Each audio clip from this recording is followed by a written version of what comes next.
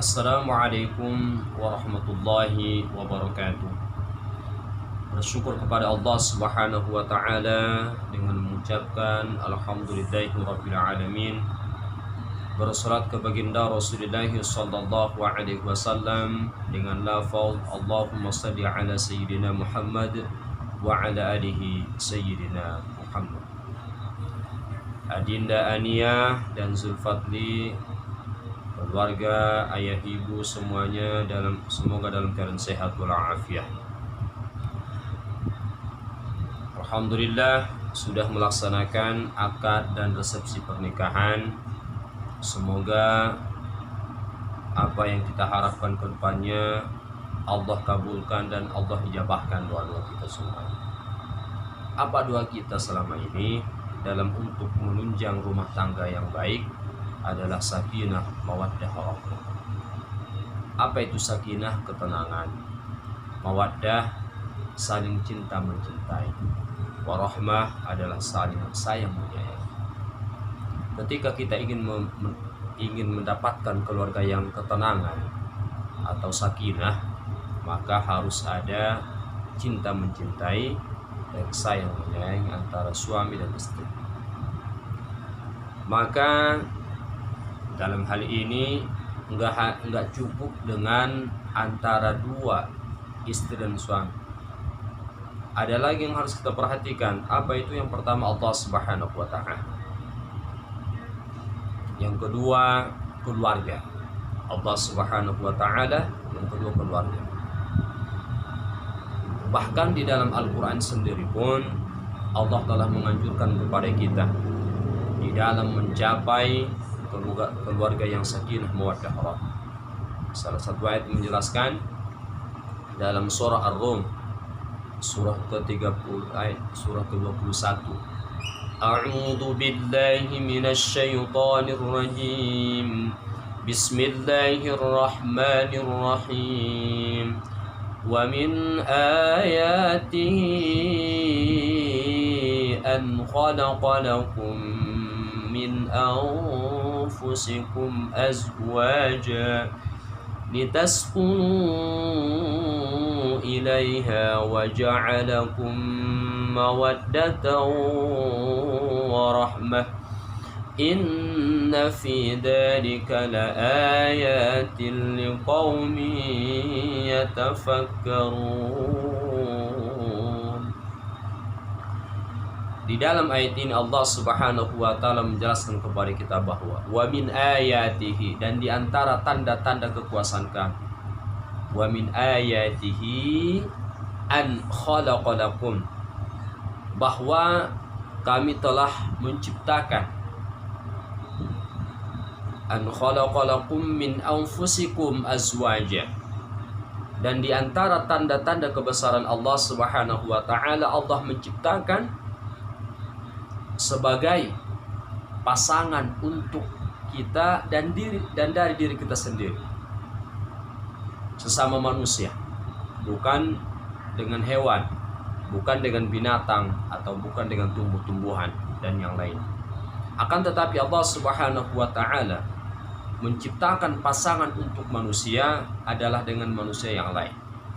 Nah, itulah yang disebut dengan perempuan, lawan jenis. Karena memang Allah Subhanahu wa taala menciptakan dua jenis. Ya ayuhan nasu inna khalaqnakum min dzakarin wa untha wa ja'alnakum syu'uban wa qabaila lita'arafu inna akramakum 'indallahi atqakum innallaha 'alimun khabir. Wahai manusia, sungguh telah kami ciptakan, yaitu laki-laki dan perempuan, berbangsa-bangsa, bersuku-suku. Untuk apa? Untuk saling kenal mengenal. Maka dalam hal ini Allah Subhanahu wa taala mengabarkan kepada kita bahwa di antara tanda-tanda kebesaran Allah adanya pasangan. Allah menciptakan pasangan ini yaitu dari dua jenis, laki-laki dan perempuan. Kalau sama laki-laki nggak boleh, haram hukum. Atau sama perempuan juga haram hukum. Litaskunu ilaiha, taskunu, supaya mendapatkan ketenangan, supaya mendapatkan ketentraman, supaya mendapatkan kenyamanan di dalam berumah tangga. Karena kalau satu jenis yang ada akan amburadul nanti. Ya, dikit-dikit salah, ya sesama manusia, sesama satu jenis, laki-laki sama laki-laki misalkan, naudzubillah. Litaskunu ilaiha wa ja'alakum mawaddatan wa rahmah. Dan Allah menciptakan, insyaallah, wa ja'alakum. Kalau ja'ala itu berarti ada campur aduknya dengan manusia, dengan makhluk. Kalau khalaqa itu murni dari Allah Subhanahu wa taala. Tapi ketika kemudian Allah Subhanahu wa taala menjelaskan tentang mawaddah, saling cinta mencintai, warahmah, saling sayang menyayangi, pakai kalimat waja'ala, waja'alakum mawaddatan warahmah. Dan kami ciptakan dengan berkasih sayang, bercinta. Nah, siapa yang menciptakan ini? Adanya kasih sayang, adanya saling cinta mencintai di antara yang dua, laki-laki dan perempuan, istri dan suami. Harus saling menutupi, harus saling melengkapi. Jangan saling menyalahkan. Kalau ada permasalahan, ya kita musyawarahkan dengan baik-baik. Yang kemudian saling membela atau saling menguatkan pendapat atau saling menang sendiri, nggak boleh di dalam rumah tangga itu. Maka dengan adanya ketenangan, kita berharap dengan berdua ini, antara laki-laki dan perempuan harus saling cinta mencintai, harus saling sayang menyayangi. Berarti ketika istri kita atau suami kita melakukan kesalahan, ya kita juga harus bisa menerima kesalahan itu. Bukan hanya sekedar menerima, tetapi akan memperbaiki kesalahannya. Kalau suami kita salah, kalau istri kita salah, ya kita harus memperbaikinya. Kita harus menegurnya dengan lemah lembut. Jangan main kasar, nggak boleh bermain kasar. Apalagi seorang laki-laki kepada perempuan. Yang ada laki-laki itu adalah menyayangi, melindungi seorang perempuan. Nah, kalau perempuan apa? Ya, bagaimana kemudian seorang suaminya ini dirawat dengan betul, diperhatikan, gitu kan?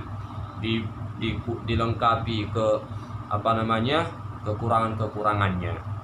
Kalau kemampuannya seperti ini juga nggak harus dipaksakan suami kita harus dapatnya segini, nggak boleh juga.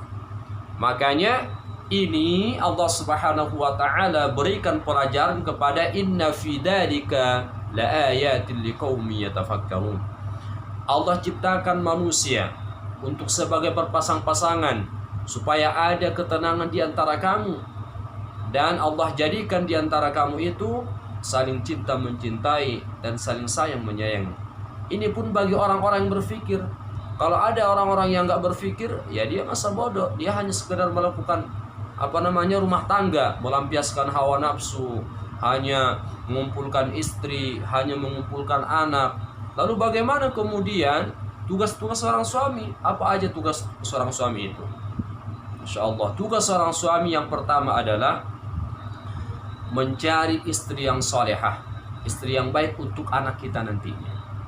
Yang kedua, apalagi setelah kita mendapatkan istri, sudah dapat istri nih, karena memang apa yang kita terima saat ini adalah dari Allah Subhanahu wa taala. Seorang Zulfadli sudah bernikah dengan Ania. Ini adalah sebuah karunia dari Allah Subhanahu wa taala. Kemudian juga si Ania sudah mendapatkan suami seperti ini, Zulfadli. Ini adalah suatu karunia dari Allah Subhanahu wa taala, harus menerima. Karena ini dari Allah Subhanahu wa taala. Berarti tugas suami setelah mendapatkan istri yang baik menurutnya, menurut pandangannya, karena ini adalah salah satu petunjuk dari Allah Subhanahu wa taala. Sudah dapat itu, yang kedua memberikan nama yang terbaik kepada anak.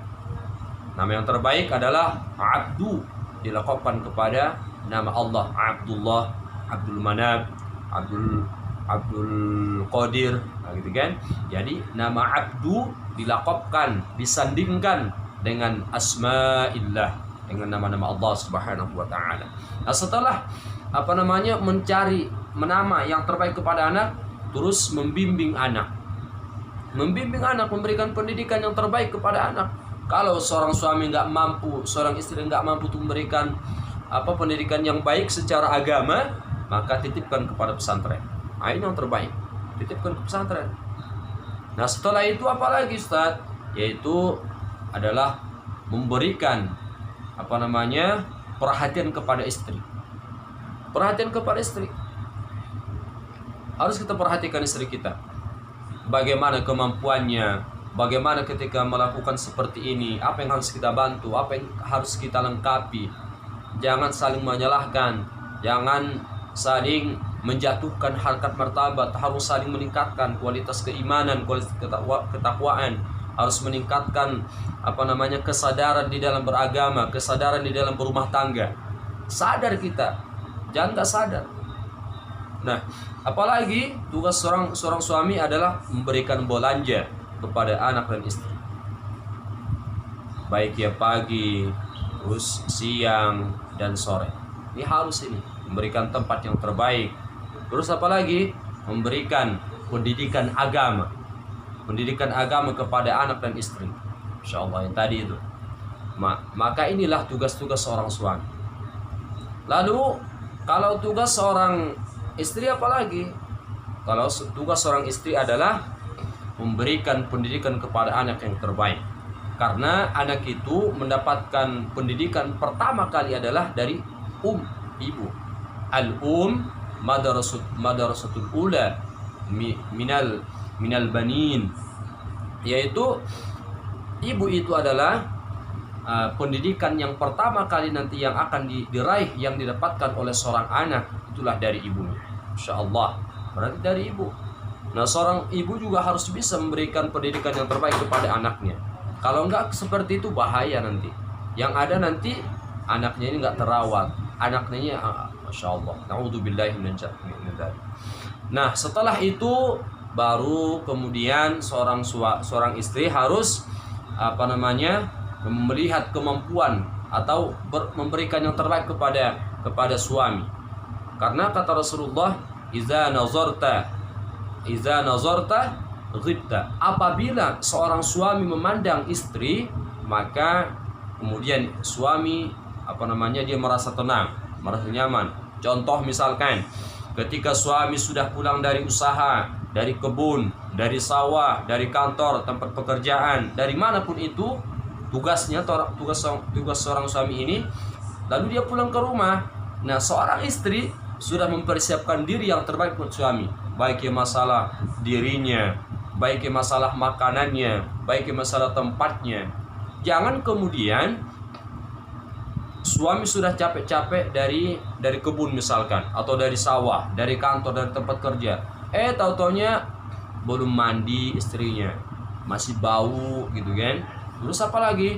Belum lagi istrinya masak, udah capek nih, udah lapar gitu kan. Ternyata belum masak istrinya. Atau misalkan rumahnya berantakan, kamar berantakan, nggak diatur, nggak dirapikan, nggak dibersihkan. Nah ini yang ada nanti bahaya, yang ada nanti berantem, yang ada nanti lempar ini, lempar itu, udah dikit-dikit salah nanti. Nah ini nggak boleh. Ini yang kedua. Yang ketiga, tugas seorang suami adalah menjaga harta suami, menjaga harta rumah tangga. Harus bisa mengelola keuangan, harus bisa melihat kebutuhannya apa. Kita harus bisa membedakan antara kebutuhan dan keinginan. Jangan disamakan kebutuhan keinginan, mau ini mau itu, sementara kebutuhannya ini gitu kan. Kita harus bisa menyesuaikan kebutuhan dengan pendapatan. Jangan kemudian kita memberatkan diri. Harus dapat ini, pendapatannya segini. Itulah hawa nafsu, nggak boleh. Kita melihat mana yang pentingnya dulu, mana yang perlunya dulu. Ini yang harus kita utamakan. Jangan membebani diri yang sementara masih jauh dari apa yang kita harapkan gitu kan. Nah, terus apalagi setelah memberikan pendidikan kepada anak, memberikan menjaga harta seorang suami, terus memberikan yang terbaik kepada suami. Terus apalagi bisa menjaga kemaluan. Apa makna daripada kemaluan? Adalah harga diri seorang rumah tangga, harga diri seorang suami, harga diri anak, harga dirinya sendiri. Harga diri sendiri harus dijaga. Karena suami dan istri ini adalah satu badan istilahnya. udah satu jiwa. Kalau kemudian seorang istri menceritakan kejelekannya suami, sama saja dia menceritakan aibnya sendiri. Begitu juga suami, ketika suami menceritakan kejelekan seorang istri, maka yang sebenarnya dia telah menceritakan tentang aibnya sendiri, keburukannya sendiri. Enggak boleh, harus saling melengkapi. Dalam Al-Quran ayat lain Allah Subhanahu wa taala menjelaskan, wa antum libasul lahum wa antum libasul lahunna, bahwa pakaian seorang laki-laki adalah pakaian kepada perempuan. Makna daripada laki dan perempuan adalah suami dan istri, harus saling melengkapi karena sudah pakaian. Karena kalau kita melihat pakaian itu adalah saling melengkapi, saling menutupi. Mana yang belum tertutupi, itu pakaian ditutupi itu. Nah, itulah fungsi daripada pakaian tersebut. Nah, pakaian yang terbaik adalah ketakwaan. Harus meningkatkan ketakwaan kalian. Bagaimana cara meningkatkan ketakwaan? Nah, ini perhatikan. Ada dua yang harus kita perhatikan. Pertama kepada Allah, yang kedua kepada keluarga. Untuk mencapai rumah tangga yang sakinah, mawaddah, rahmah, dan ketakwaan kepada Allah Subhanahu wa taala. Karena pakaian yang terbaik adalah takwa. A'udzu billahi minasyaitonir rajim. Bismillahirrahmanirrahim. Dalam surah An-Nisa ayat 36.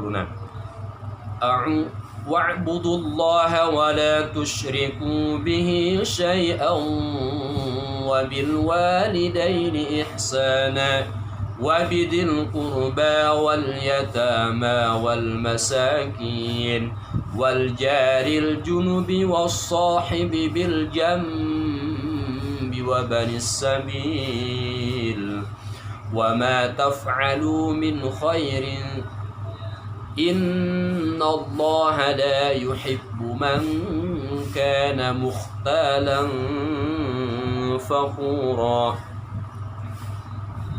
Yang pertama, wa'budullaha wa la tusyriku bihi syai'an. Wa'budullah, sembahlah Allah. Bagaimana cara menyembah Allah Subhanahu wa taala? Yang pertama adalah salat. Salat. Insyaallah, salat 5 waktu perhatikan. Salat tahajud, salat duha kalau bisa, harus bisa. Utamakan salat. Karena salat adalah ruh daripada amal soleh yang kita lakukan selama ini. Bagaimana mungkin kita berbuat baik kepada istri, berbuat baik kepada suami, atau berbuat baik kepada orang tua, berbuat baik kepada keluarga. Kita bersedekah, berinfak gitu kan, tetapi kita nggak sholat. Karena sholat ini adalah ruh daripada amal soleh, ruh daripada kehidupan. Untuk mendapatkan keberkahan itu semuanya harus diutamakan Allah Subhanahu wa taala, itulah sholat. Karena sholat, as-sholatu ihmaduddin, faman aqamaha faqad aqamad-din wa man hadama faqad hadamad-din. Bahwa sholat itu adalah tiangnya agama. Nah, kalau kita nggak mau sholat, berarti secara hakikatnya telah meruntuhkan agama. Tapi kalau ada orang yang sholat, faman aqamaha faqad aqamad-din, berarti dia telah menegakkan agama. Masya Allah. Salat wa'budullah, sembahlah Allah Subhanahu wa ta'ala. Lalu apa lagi? Ngaji Al-Quran, membaca Al-Quran, perhatikan Arabnya, perhatikan artinya, perhatikan itu semuanya. Kalau nggak ngerti, nanya, baca kitab-kitab Islam, kitab-kitab agama Islam, ya seperti tauhid, seperti yang kita sudah pelajari selama ini di pondok, diulang lagi. Untuk apa? Supaya kita mendapatkan ilmu lagi. Kita menghadiri majelis ilmu, gitu kan? Untuk apa? Untuk mencapai sakinah, mawaddah, rahmah, gitu kan? Bagaimana cara memberikan yang terbaik kepada istri, memberikan yang terbaik kepada suami, harus bisa itu. Nah, wa'budullah, sembahlah Allah Subhanahu wa ta'ala dengan cara salat, ngaji Al-Quran, dan bersedekah. Bersedekah, berinfak. Bagaimana mungkin kita sholat? Iya, gitu kan? Terus ngaji? Iya. Tapi kalau dapat rezeki, disimpan. Dapat rezeki nggak mau berbagi. Dapat rezeki nggak mau ngasih ke orang tua. Utamakan orang tua. Kata Allah dalam Al-Quran, yas'alunaka madza yunfikun, qul ma anfaqtum min khairin falil walidain wal aqrabin wal yatama wal masakin wa banis sabil. Wa ma taf'alu min khairin fa innallaha bihi alim. Dalam surah Al-Baqarah ayat 215. Yas'alunaka madza yunfikun. Ada yang bertanya kepada Muhammad tentang kepada siapakah yang harus kita infakkan harta kita.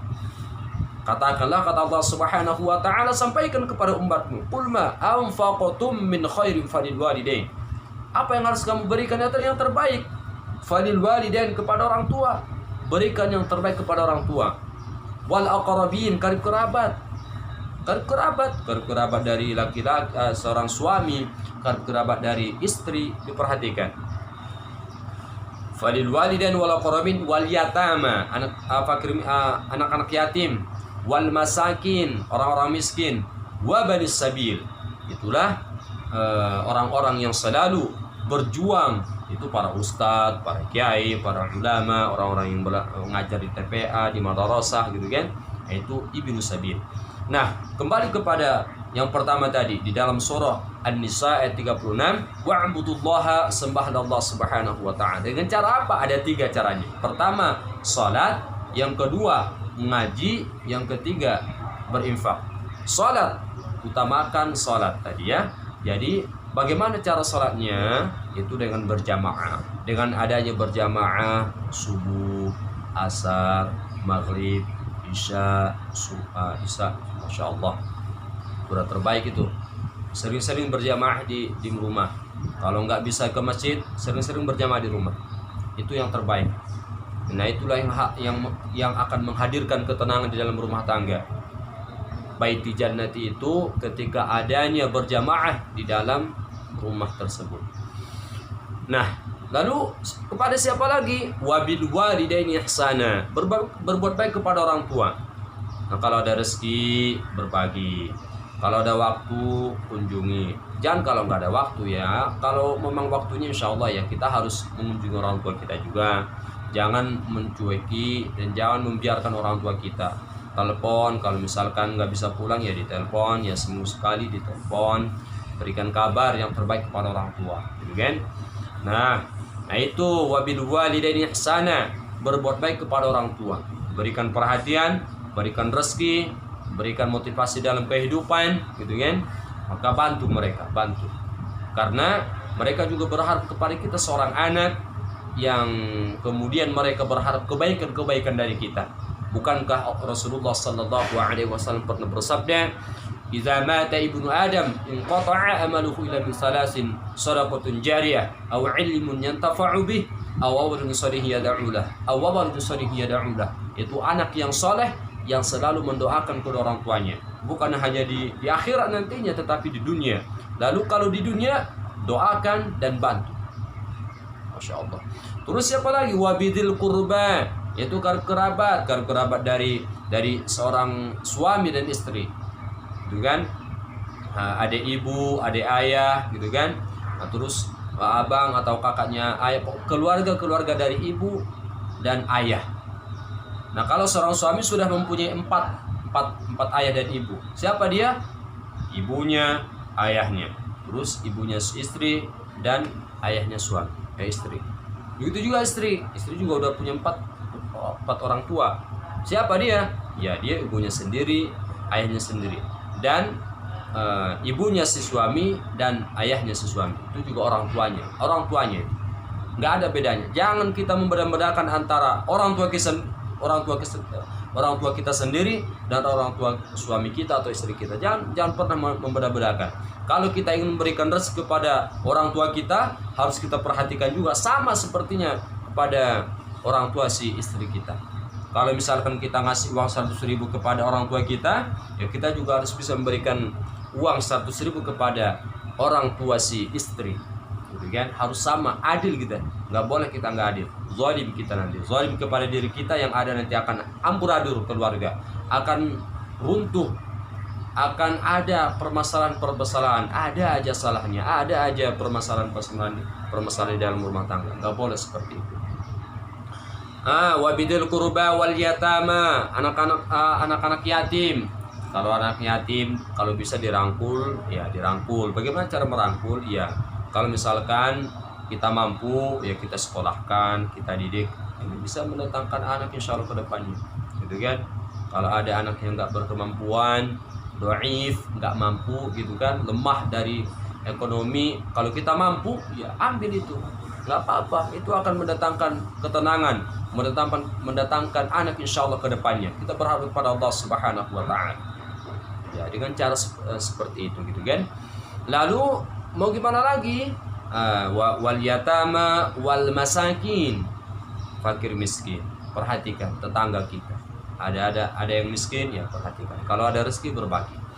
Wal masakin wal jaril junub. Wal jaril junub yaitu tetangga dekat. Wal jaril junubi wasahibi bil jambi wa bani sabil, tetangga dekat, tetangga jauh. Teman sejawat seperjuangan, teman sekolah satu angkatan, teman seperjuangan, teman satu kerja, itu kan, itu perhatikan mereka. Wa bani sabil, dan orang-orang yang selalu berada di jalan Allah Subhanahu wa Ta'ala. Nah, Allah tidak pernah menyukai orang-orang yang sombong. Siapakah mereka orang-orang yang sombong? Innallaha la yuhibbu man kana mukhtalan fakhura. Sesungguhnya Allah tidak akan pernah menyukai orang-orang yang sombong. Siapa mereka yang sombong? Innal ladzina yaktumuna ma anzalna minal bayt ma anzalallahu. Allah, sesungguhnya mereka orang-orang yang kikir itu adalah yang telah menyembunyikan harta dari Allah Subhanahu wa Ta'ala. Inilah orang-orang yang sombong, menyembunyikan harta, kikir, enggak mau ngasih rezeki kepada orang tua, kepada kerabat, kepada anak yatim, orang-orang miskin, terus tetangga dekat, tetangga jauh, dia nggak mau ngasih, padahal dapat rezeki, dapat uang gitu kan. Masya Allah, berbagi, harus berbagi. Nah, dengan kita berbagi, Allah akan mendatangkan rezeki yang paling banyak. Apa kata Allah dalam Al-Quran, dalam surah Ibrahim, surah ke-14 ayat yang ke-7, wa iz ta'adzana rabbukum la in syakartum la azidannakum wa la in kafartum inna 'adzabi lasyadid. Dan Allah memaklumi, dan jika kamu mensyukuri nikmat apa yang Allah berikan kepada kamu, maka Allah akan menambah rezeki itu. Nah, kalau kita, ya cara bersyukur itu seperti apa sih? Cara bersyukur ketika kita mendapatkan nikmat, ucapkan alhamdulillahirabbil alamin. Yang kedua, perhatikan orang tua, perhatikan anak-anak yatim, kasih ke mereka. Lihat berapa yang harus saya infakkan, berapa yang harus saya zakati, berapa yang harus saya sedekahkan.